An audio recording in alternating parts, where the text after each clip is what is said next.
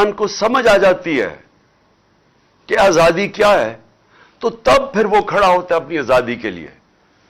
تو ہماری یہ جو تحریک شروع ہوئی 7 مہینے پہلے سارے پاکستان میں ہم نے جلسے کیے اور پھر لوگوں نے قربانیاں دی اس پہ.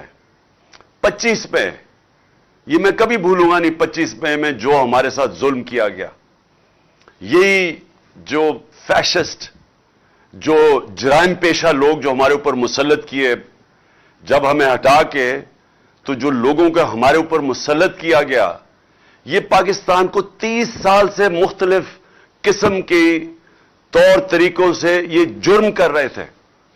منی لانڈرنگ, ملک کا پیسہ لوٹ کے باہر لے جانا, لوگوں کو مروانا, ماڈل ٹاؤن کے اندر دن دہاڑے پرامن احتجاج کرنے والوں کو قتل کرنا, گولیاں مارنا پولیس کے ذریعے, پولیس مقابلے میں لوگوں کو مارنا. یہ شہباز شریف کے اوپر ایمنسٹی انٹرنیشنل یا ہیومن رائٹس واچ میں 97 سے 99 تک اس کے اوپر رپورٹ ہے کہ اس نے کئی 100 لوگ پولیس مقابلے میں مروائے. وہ جو عابد باکسر ہے اس نے ٹی وی کے اوپر آ کے بتایا, وہ جو پولیس والا تھا کہتا میرے ذریعے اس نے لوگوں کو مروایا. رانا ثناءاللہ کے اوپر 18 قتل, عابد شیر علی کا باپ کہتا ہے اس نے قتل کیے. سارا فیصلہ آباد جانتا ہے اس کو. قبضہ گروپ ہر جرم میں یہ شریک ہے. انہوں نے مل کے 25 مئی کو ہمارے اوپر جو کیا, گھروں میں گئے, کارکنوں کے گھروں میں گئے, ان کی عورتوں کے سامنے یعنی آدمیوں کو پکڑ پکڑ کے لے کے گئے, بچوں کو لے کے گئے, تھانوں میں رات کو لے کے گئے. کوئی ہر اس ملک کے جو حقوق, انسانی حقوق کی خلاف ورزی کرتے ہوئے وارنٹ کے بغیر گھسے لوگوں کے گھروں میں. اور انہوں نے پھر جو عورتیں بچے یعنی ہماری اس کے اوپر تشدد کیا گیا, اور اس کے بعد ڈرانے کے لیے کہ اس کا منہ بند ہو جائے, اس کے میاں بیوی کی ایک کیسٹ اس کی بیوی کو بھیجی. کبھی ملک ایسے نہیں گرا. اور صرف بتانے کے لیے, کوشش کرنے کے لیے, ہمیں بتانے کے لیے کہ جو تمہارے سے بولے گا ہم تمہارے یہ مثال بنائیں گے. اور پیغام بھیجے گئے.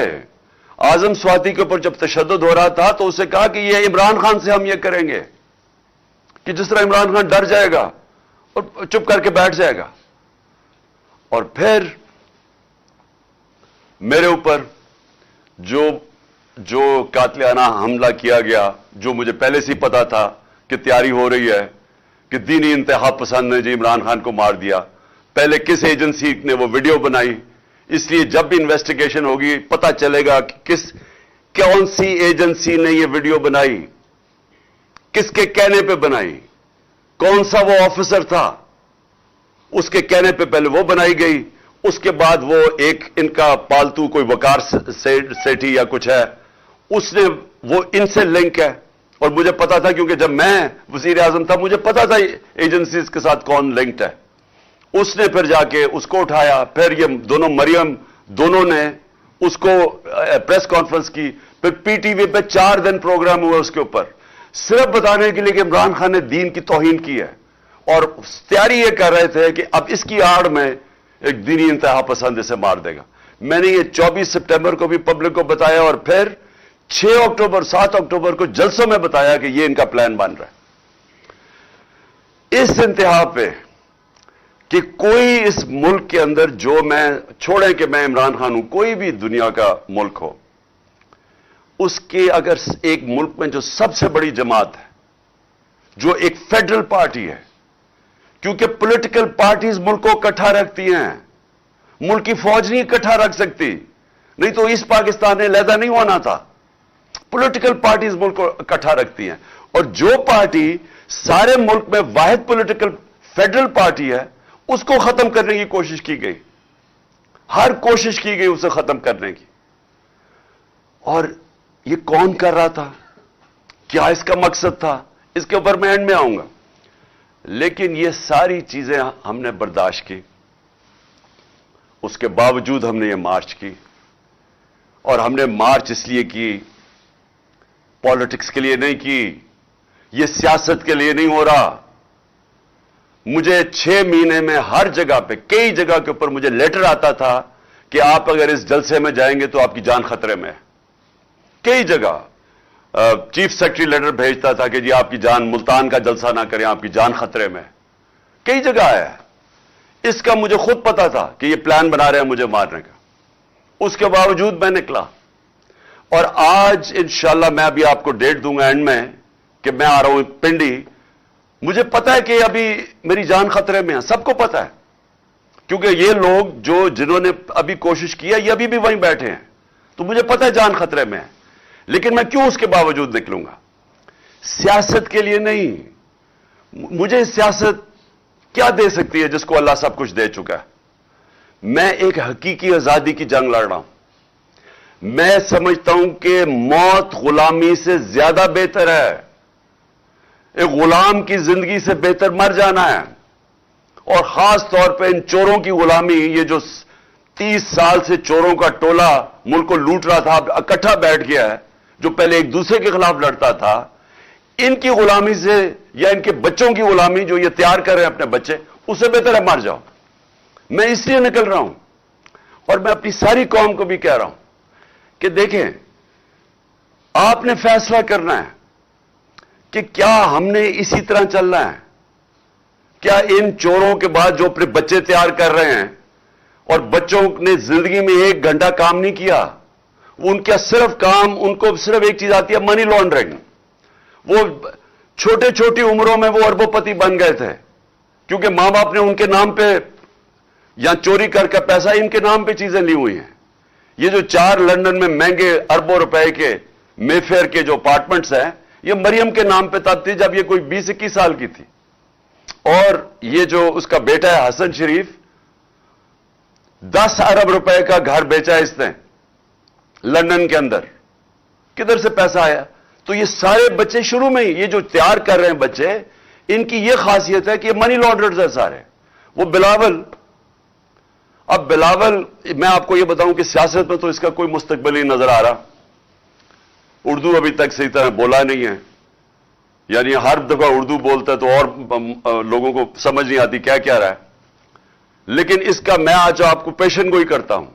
اس کی زندگی کا زیادہ حصہ کس پہ لگے گا کہ اس کے باپ نے چوری کر کے پیسہ دنیا میں کدھر کدھر رکھا ہوا ہے.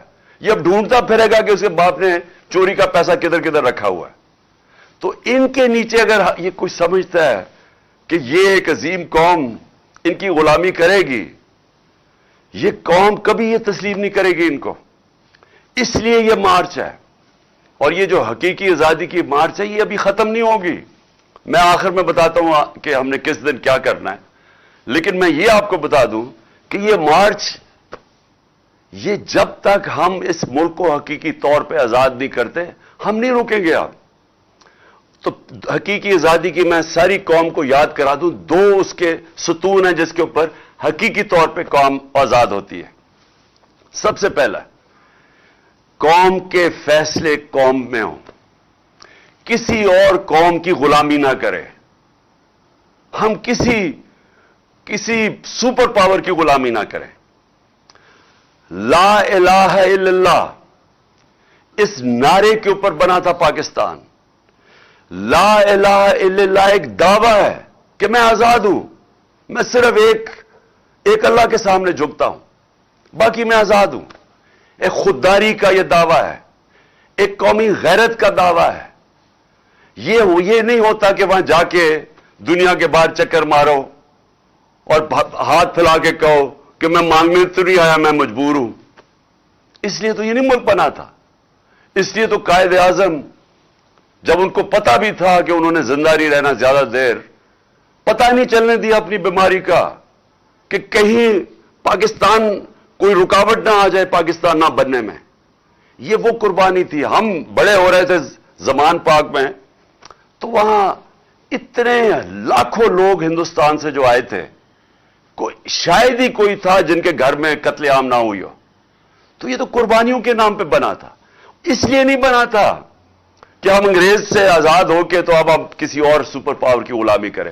لہذا ایک ہم ملک چاہتے ہیں جو سوورن ہو، قوم کے فیصلے قوم میں ہو. اور مجھے افسوس سے مثال دینی پڑتی ہے ہندوستان کی، ساتھ ہی ہمارے وہ آزاد ہوا تھا.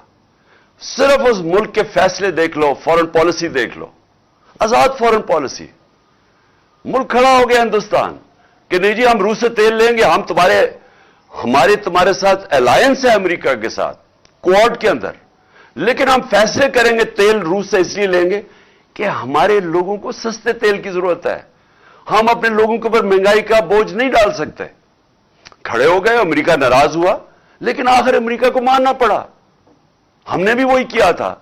लेकिन ये जो गुलाम ऊपर बैठाए गए हैं, जो साजिश के तहत आए हैं, 7 महीने हो गए, इनको शर्म नहीं आई कि मुल्क महंगाई में, यानी लोग डूब गए हैं, लेकिन इन्होंने रूस से तेल नहीं लिया क्योंकि जो इनका जो आका है वो नाराज ना हो जाए।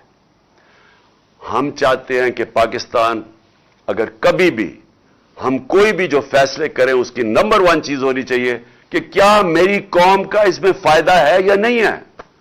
हमारी कौम का फायदा नहीं था जब हमने अमेरिका की जंग में शिरकत की और 80,000 अपने लोग मरवा लिए।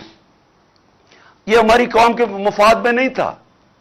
लेकिन ऊपर जो सरबराह बैठा था वो प्रेशर ही नहीं ले सका, घुटने टेक दिए। और ये जो जरदारी और नवाज शरीफ आए, ये और ज्यादा उनके सामने लेट गए। 400 ड्रोन अटैक हुए इनके दौर में, 400 ड्रोन अटैक। कभी दुनिया की तारीख में मुझे एक मिसाल बता दें कि आप जंग किसी की लड़ रहे हैं और वो आपके ऊपर बमबारी कर रहा हो। एक दुनिया में मिसाल नहीं है, क्योंकि ये कोई मुल्क की आजादी के लिए इनका कोई इंटरेस्ट नहीं है। ये 2 खानदान का इंटरेस्ट ये है कि पैसे कैसे बनाने हैं, मुल्क से बाहर कैसे लेके जाने हैं, और फिर उस पैसे को बचाना एनआरओ के जरिए क्या है, और फिर अपने बच्चों को तैयार करना है कि वो फिर आगे चलते जाए। इससे आगे इनका इंटरेस्ट नहीं है। पाकिस्तान नीचे जाता है, पाकिस्तान का दिवालिया निकलता है, इनको क्या फर्क पड़ता है। इनके पैसे डॉलर्स में बाहर पड़े हैं। अगर रुपया गिरेगा भी तो इनका तो डॉलर की कीमत ऊपर चली जाएगी। तो इनका मफाद तो ये नहीं है कि पाकिस्तान एक आजाद